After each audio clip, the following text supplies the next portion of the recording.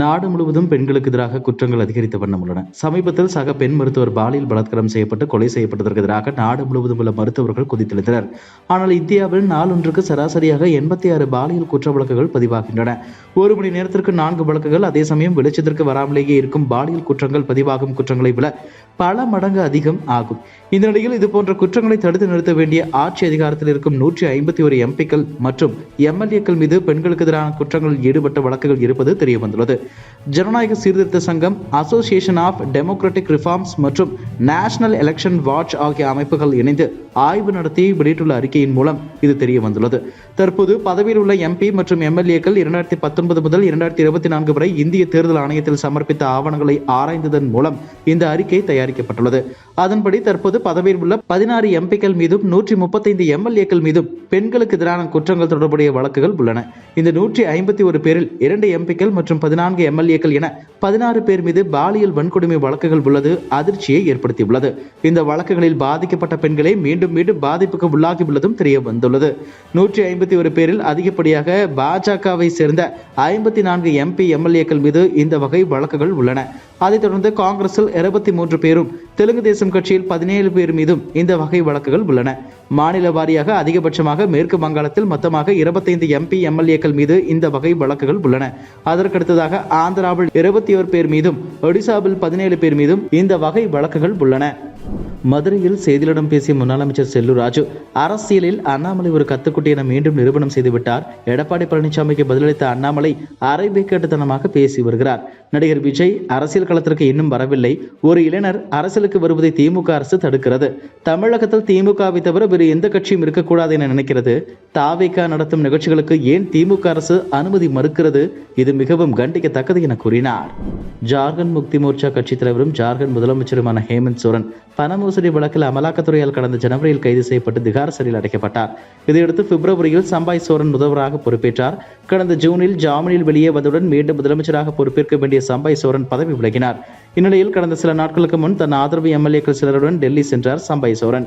தொடர்ந்து பாஜகவில் இணைய உள்ளதாக செய்திகள் வெளியாகின. இதனிடையே ஜார்க்கண்ட் மாநிலத்திற்கு இந்த ஆண்டு இறுதியில் சட்டசபை தேர்தல் நடக்க உள்ளது. இதையடுத்து ஜார்க்கண்ட் முக்தி மோர்ச்சா கட்சியில் அதிருப்தியில் உள்ள சம்பாய் சோரன் தனது அடுத்த நகர்வாக புதிய கட்சியை துவக்கி பாஜகவுடன் கூட்டணி வைத்து தேர்தலை எதிர்கொள்வது அல்லது அரசியலில் இருந்து விலகுவது அல்லது பாஜகவில் இணைவது என 3 வாய்ப்புகளில் ஒன்றை தேர்வு செய்ய உள்ளதாக அவரது நெருக்கமான வட்டாரங்கள் கூறுகின்றன. இதுகுறித்து சம்பாய் சோரன் கூறும்போது, புதிய அமைப்பை உருவாக்கி அதனை வலுப்படுத்துவேன். இன்னும் ஒரு வாரத்தில் முடிவை அறிவிப்பேன். ஆனால் அரசியலில் இருந்து ஓய்வு பெற மாட்டேன் என கூறியுள்ளார்.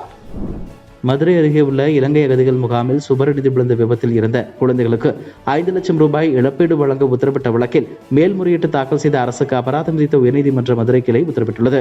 கள்ளக்குறிச்சியில் கள்ளச்சாரம் குடித்து இறந்து போன நபர் ஒன்றுக்கு 10 லட்சம் கொடுத்த அரசு சுவர் இடிந்து விழுந்து இறந்து போன குழந்தைகளுக்கு 5 லட்சம் கொடுக்க முடியாமல் உள்ளதா என நீதிபதிகள் கேள்வி எழுப்பி அரசின் மேல்முறையீட்டு மனுவை அபராதத்துடன் தள்ளுபடி செய்து உத்தரவிட்டனர்.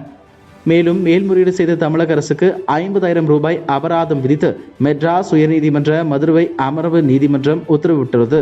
சட்டவிரோத பண பரிமாற்றம் தொடர்பாக அமலாக்கத்துறையால் கடந்த ஆண்டு ஜூனில் கைது செய்யப்பட்டார் முன்னாள் அமைச்சர் செந்தில் பாலாஜி. வழக்கிலிருந்து தன்னை விடுவிக்க கோரி செந்தில் பாலாஜி தரப்பு சென்னை உயர்நீதிமன்றத்தில் மனு அளித்திருந்தது. இதனை நீதிமன்றம் தள்ளுபடி செய்தது. இதையடுத்து செந்தில் பாலாஜி தரப்பு மேல்முறையீடு செய்தது. இந்த வழக்கு விசாரணை சென்னை உயர்நீதிமன்றத்தில் நடைபெற்ற போது செந்தில் பாலாஜிக்கு எதிராக குற்றச்சாட்டு பதிவு செய்யப்பட்டு சாட்சி விசாரணை துவங்கியதாக அமலாக்கத்துறை பாதித்தது. இதையடுத்து செந்தில் பாலாஜிக்கு எதிரான சட்டவிரோத பண பரிமாற்ற தடை சட்ட வழக்கில் சாட்சி விசாரணையை தொடரலாம் என நீதிபதிகள் உத்தரவிட்டனர். செந்தில் பாலாஜி தரப்பில் அவகாசம் கோரியதை அடுத்து விசாரணையை ஆகஸ்ட் 28ஆம் தேதிக்கு ஒத்திவைத்தனர். கோட் படத்தின் ட்ரெய்லர் வெளியாகி தமிழ் சினிமாவில் வெளியான ஒரே நாளில் அதிகம் பார்க்கப்பட்ட ட்ரெய்லர் என்ற சாதனையை படைத்தது. படத்தின் மீது இருக்கும் எதிர்பார்ப்பை எகிரபித்து விட்டது. எதிர்பார்ப்புகளுக்கு மத்தியில் வரும் செப்டம்பர் 5ஆம் தேதி படம் வெளியாக உள்ள நிலையில் படம் சென்சாருக்கு அனுப்பப்பட்டுள்ளது.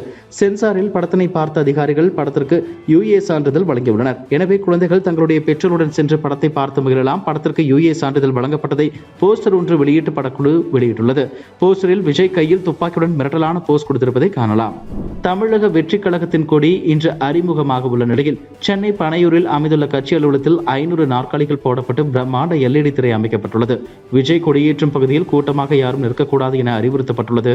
தள்ளுமுள்ளு ஏற்படுவதை தவிர்க்க துபாயிலிருந்து 20க்கும் மேற்பட்ட பவுன்சர்கள் வரவழைக்கப்பட்டுள்ளன. மேலும் இன்று நடக்கவிருக்கும் அறிமுக விழாவில் இன்று காலை 8 மணிக்கு நீலாங்கரை வீட்டிலிருந்து புறப்பட்டு பனையூர் செல்லும் வரை உரிய பாதுகாப்பு வழங்க கோரி நீலாங்கரை மற்றும் கானாத்தூர் காவல் நிலையங்களில் தமிழக வெற்றிக் கழகத்தின் நிர்வாகிகள் மனு அளித்துள்ளனர். இதுபோன்ற செய்திகளை மேலும் தெரிந்து கொள்ள எங்களது யூடியூப், ஃபேஸ்புக் மற்றும் ட்விட்டர் ஆப்களை சப்ஸ்கிரைப் செய்யவும்.